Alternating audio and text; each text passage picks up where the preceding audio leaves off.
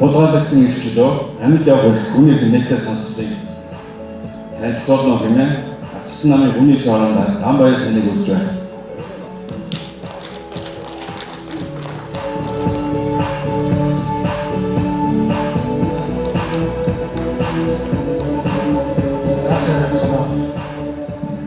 Өнөөдөр бол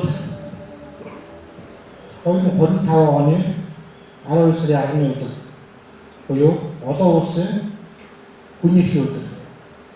Яг энэ өдөр 1989 оны 12 сарын 10-ны өдөр энэ Улаанбаатар театрын гадаа хуучин залуучуудын соёлын модон гэж үгж хахад Монголын хамгийн анхны хүнийн эрхийн цуглаан болж ирсэн. Үүнийг арчсан хөдөлгөөний тэргүүн Санжаа Сүүргийн зориг гэдэг хүн хийжсэн. Хүний эрхийн чөлөөний төлөө өнөөдөр 35 жилээр бид тэмдэглэж байна. Өнөөдөр дахиад энэ тайхан Монгол хүний байдлын шүү гэдгийг монголчуудад тунгаглах чинь. Энэ гэрсэн эрхийн төвшсөн өчнөө гэдэг байна. Энэ гэрсэн сэтгүүлчид, хэвлэл мэдээллийн байгууллага.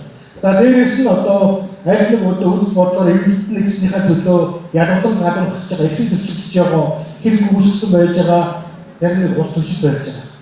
Энэ одоо хүлийн бишээтэй тэдний насны хүн цалин амьд төрөхгүй зөндөөс гэж байж байгаа.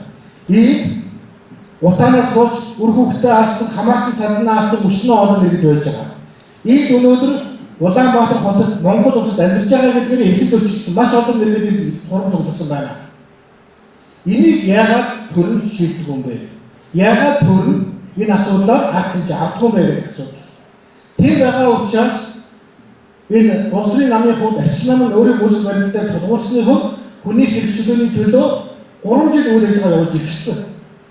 Энэ хугацаанд бид өнгөрсөн хугацаанд хүний төлөө тууштай явсан Монгол хуралдан бол одоо халимтын бүгдээр улсын иргэн одоо халим баатрыг чигсаамчны болд байж хахад тэр хүнд одоо ихсүү тусдаа үзүүлж одоо дайн болж байгаа орос улсын биш бусаа Америкээс улсын гарахад бид тусалсан бид нар одоо Монгол хүү мөнхний хүү баярыг мөнх хэдний одоо хаанчид маш олон залуучууд хэлснийхээ үс бодоо хэлсний төлөө хэрэг үүсгэж шалгатаж нийгмийн одоо юу гэдэг аль шар болж байгаа тэр болохны төлөө бид радио явуулж ирсэн. Өнөөдөр анаад хэлэх ахмаа ирсэн байна. Энэ хүнийг насаар нь холж байгаа. Насаар нь холж байгаа шүү. 10 жилийн ягийн өгчсөн, шорхолсон. Одоо энэ хүнийг Монгол улсын хилээс гарахгүй болгож энэ хүнийг дөрвөлхийн хязгаарлалт насаар нь холж байгаа. Өнөөдөр энэ зааж Нэсүүсний байгууллагын хүнийхээ 30 тунхаглалыг бичсэн. Өнөөдөр энэ одоо нээлттэй сонслоор бид хүний хэлбэг юм байх шүү. Ийм тунхагтай байх шүү гэдэг. 1961 онд Монгол улс нэгдсэн улсны байгууллагын гишүүн улс болсны хувьд эдгээр хүнийхээ 30 тунхаглалыг дагаж өгөх ёстой. Үндсэн хуулийн 10 дугааргийн 1-ээс 18 өгөрөөр энэ тунхагдлуудаас аваачаад тусгсан байдаг боловч бид их чаддаггүй. Ядуудан гадуурхагддаг, зорчигын хязгаарлагддаг, үг хэлүүлдэггүй хэвлэн нийтлэлээр байж хордог. Азар бид 2020 оны 1 сарын 10-ны өдөр эрүүгийн хуульд өөрчлөлт оруулсан байдаг.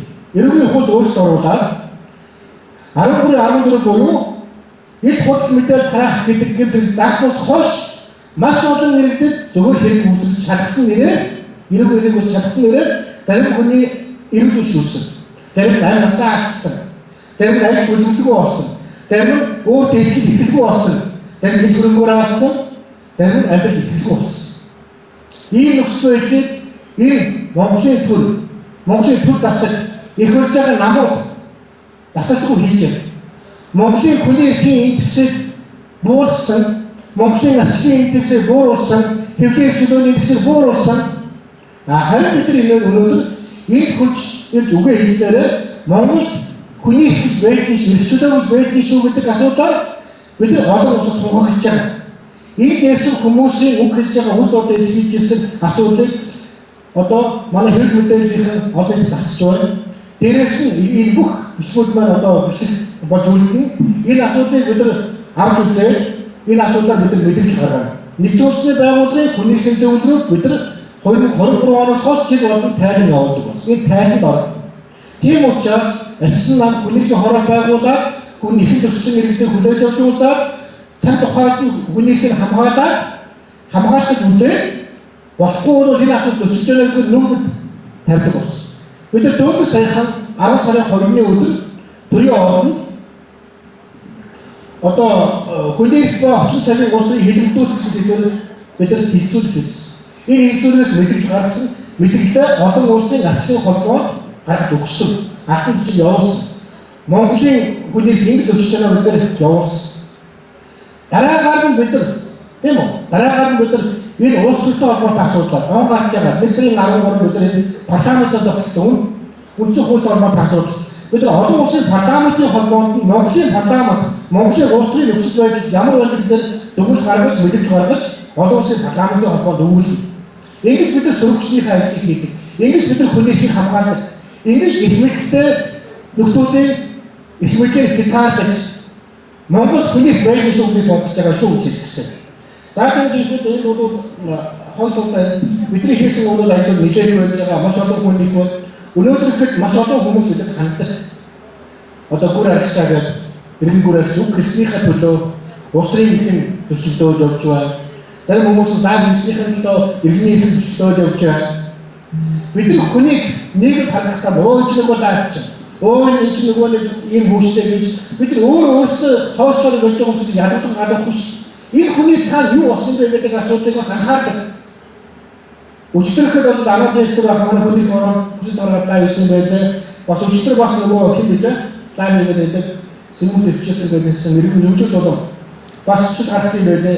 Тэр хүний цаана юу болсон бэ гэдэг асуудал үлдээж байна. Яагаад одоо энэ хууль хүчний байгууллага хэн нэгнийг барьцахдаа ямар нэгэн арга хэмжээ авахдаа яагаад үр хүүхдүүдээр боддог юм бэ? Тэр үр хүүхдүүд нь сэтгэл зүйн асуудалтай болчих уу? Шүүж байгаа болдог юм бэ? Иймэрхүү олон асуудал байна. Энэ асуудал бид өнөөдөр хийлцээ. Инээдэр дүгэл гаргаад, мэдээлэл гаргаад нөөгийн хүнийхээ зөвлөлт өгөх юм а. Тийм учраас одоо их хэмжээний иргэд дөрөв ирээрээ 14 сараас ирээрээ бид цаг хугацаа багваа. Тийм учраас та бүдгийг одоо энэ хэлцүүлэх орж ирээд одоо цаг хугацаанд одоо нээлттэй ирээрээ бодож байгаа. Бидний хувьд тав болж өгвөл ажил 3 минутын дотор өөрийнхөө гол санаагаа хэлээд явчих. 3 минутын хэрэглэл та бүдгийг рил болгож үлдээх юм. Олон хүмүүс түгээх учраас. Тэгээд энийг асуудал юм байна гэдэг нь яг энэ асуудал дээр одоо Монголын хүнийг өсгөх хойш за тэгээд хуулийн байгууллага тийм үү хүнийг хамгаалах тогтолцооны байгууллага бас анхаарч байгаа ямар ч үсэн энэ үгээс иргэдийн асуудал шийдэхин төлөө төр засаг нь одоо арга хэмжээ аваасаа гэсэндээ та бүгд энийг болгож байгаа шүү. Тэгээд та бүгд одоо гарч үгээ хүс одоо хийж өгсөн. Баярлалаа.